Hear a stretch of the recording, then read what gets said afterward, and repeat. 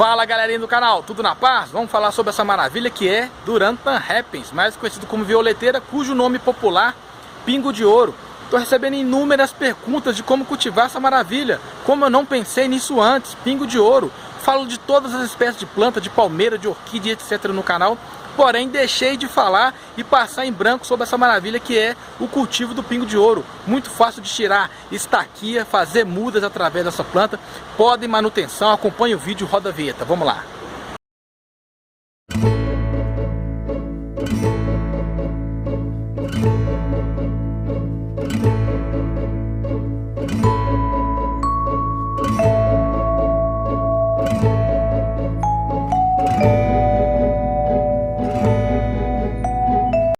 Então vamos lá, meus amigos, vamos falar sobre essa maravilha que é a Duranta Happens, bem conhecida como violeteira e principalmente como pingo de ouro. Essa maravilha que tem origem aí da América do Sul, tem vários nomes aí popularmente ditados como violeteira dourada, pingo de ouro, Duranta Happens, bem conhecida na arte do bonsai também.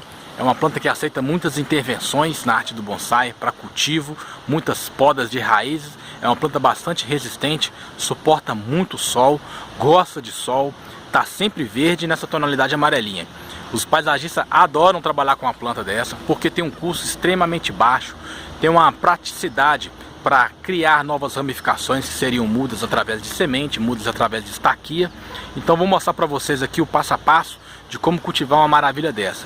Eu quero deixar claro para vocês que essa planta que está numa fase adulta, ela deve ter no mínimo aí entre 5 a 6 metros de altura, está bem desenvolvida, está com inúmeros cachos laranjados. Todos esses cachos, vocês podem perceber que são cachos com semente, no qual a gente pode fazer novas mudas através dessa semente. A gente pode fazer mudas através de estaquia, cortando os galhos e ficando em uma terra com uma quantidade de areia para ela se desenvolver a ponto de criar novas raízes.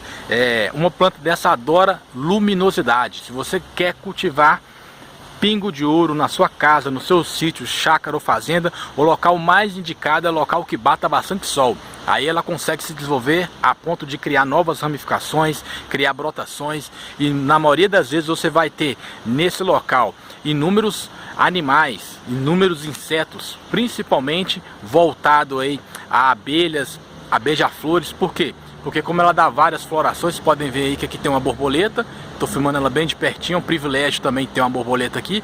E ela voa em voa, tá vendo aí? Em cada planta procurando o seu néctar aí para poder fazer o seu próprio consumo. Ela vai nas folhas e nas flores aqui, ó, para cultivar esse próprio néctar. Na maioria das vezes as abelhas também perseguem essa planta, acabam vindo próximo a ela, né? Só com um intuito aí, literalmente, de se abastecer com esse néctar que vem diretamente dessa planta. Essa planta não é uma árvore, é um arbusto, né? Na maioria das vezes é plantado próximo a fachadas de casa. Aí novamente a borboleta é plantado próximo à fachada de casas, em caminhos próximo a sítios e entradas, é plantado próximo a muros, porque um arbusto, na maioria das vezes, ele cresce para fazer aquela ornamentação do muro próximo às casas. Então, na maioria das vezes, não é plantado em jardim para dar um aspecto aí de árvore. Eu vou até mostrar esse exemplar que deve ter mais ou menos 6 metros de altura, o tronco e a conicidade dessa planta, que está bem grande, bem desenvolvida. É uma planta adulta, ela deve ter em média de no mínimo 10 anos de idade, bem cultivada, está num local extremamente adaptável aqui, com sol pleno batendo nas suas folhas, está se desenvolvendo muito bem e é um local que tem muita umidade. Então ela está crescendo aqui com muita qualidade, né? Com muita desenvoltura. Eu quero deixar claro para vocês que para fazer muda dessa planta é muito simples. Primeiramente, você pode encontrar um exemplar dessa aqui na fase adulta, né? Já dando aí os seus cachos. Vocês podem perceber o que seriam os seus cachos e a sua semente. Aqui dentro tem sua semente, através dessa própria semente que acaba ficando nessa tonalidade laranjada, que já seria a fase adulta dela. Aqui ela está bem verdinha, vocês podem perceber que ela ainda não se desenvolveu a ponto de chegar a esse tom aqui, ó. Quando ela chegar a ficar a esse tom, você pode tirar as sementes que estão aqui dentro e utilizar em uma terra adubada com bastante areia, areia lavada fina, para ela se desenvolver a ponto de você criar novas mudas através dessas sementes. Ou você, caso tenha uma planta do tamanho dessa num porte maior, pode fazer uma estaquia, que seria um corte direto de uma galha. Por exemplo, você vai chegar aqui aí, nessa galha, você vai fazer um corte aqui com a tesoura, vai tirar essa parte daqui, né, essa parte que eu estou dobrando, e vai enfiar em um vaso com um pouco de terra, 30% de terra, 70% de areia, essa areia de construção, areia lavada fina, e vai colocar aí em um local meia sombra.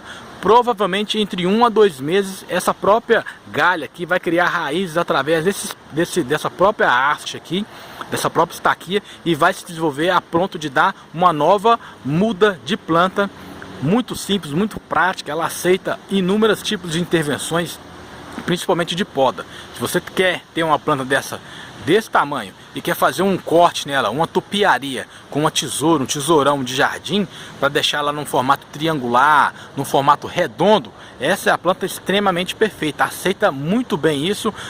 A planta não sofre, na verdade a planta não tem sistema nervoso, então assim, independente da planta que você queira fazer intervenções, poda, pode fazer sem nenhum problema, desde que aquela espécie aceita ou a poda drástica, ou a poda de manutenção, essa poda de tupiaria, no qual você dá o formato para suas mudas. Imagina a quantidade de sementes que a gente não consegue tirar para germinar novas mudas nesse exemplar de pingo de ouro. Olha o tamanho e a quantidade que tem de cachos se desenvolvendo a ponto de criar novas ramificações. Para quem tem essa planta em casa, consegue fazer mudas através desse processo de estaquia ou através desse processo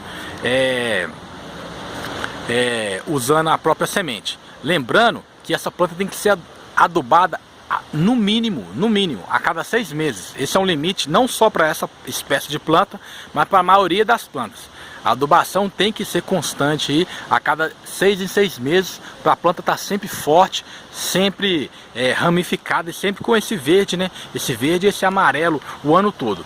Caso você cultive uma planta dessa, que seria a Duranta Happens, em um local que não bata sol, diferentemente desse exemplar que está num local que bata sol, ela está extremamente verde e amarela. Se você cultivar essa maravilha de planta em um local que bata meia sombra ou que não bata sol, ela vai se desenvolver super bem também. Vai chegar na sua fase adulta, vai dar seus cachos, suas ramificações e floração. Porém, essa planta não vai ficar amarela. Quando ela está no seu território extremamente sem luminosidade, ela fica 100% verde. Vocês conseguem ver que aqui tem ramificações verdes e ramificações extremamente amarelas, bem amareladas por conta do sol.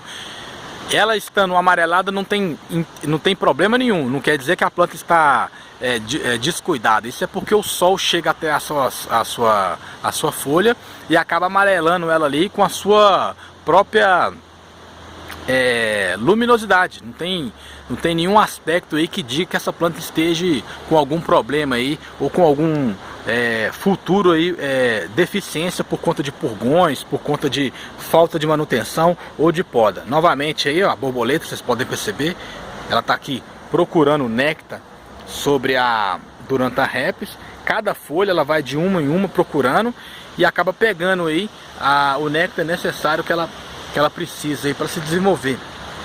Outra coisa que eu quero deixar claro para vocês, que o Duranta Happens ela pode ser cultivada em jardins, ela pode ser cultivada em vasos, como ela é cultivada também na arte do bonsai, ela pode ser cultivada como bonsai. Então sim, cabe a você procurar uma muda específica para cada espaço que você tem em casa para cultivar uma maravilha dessa. Esse arbusto aqui está tão grande que eu vou dar uma volta aqui, só de largura, de extensão, ele deve ter no mínimo aqui, no mínimo uns 8 a 9 metros, que ele é muito largo e bem desenvolvido. Eu estou na parte de trás, um local que não bate sol. Vou filmar a parte de cima aqui, ó, e ele é bem grande. Vocês conseguem perceber aí, ó, que não para não, ele é bem grande. Eu falei 6 metros, mas provavelmente ele tem uma quantidade muito maior do que 6 metros. E cachos nele todo. Não é o caso aqui de a gente utilizar para intervenções para criar novas mudas, mas quem tivesse um exemplar desse e trabalhasse com essa planta apenas para tirar mudas, consequentemente com um exemplar desse conseguiria tirar inúmeras, bem mais do que 1000 unidades diárias aí, porque é uma quantidade muito grande e bastante relevante. É isso aí, canal Plantar e Viver, sempre postando novidade para vocês. Eu espero que vocês tenham gostado.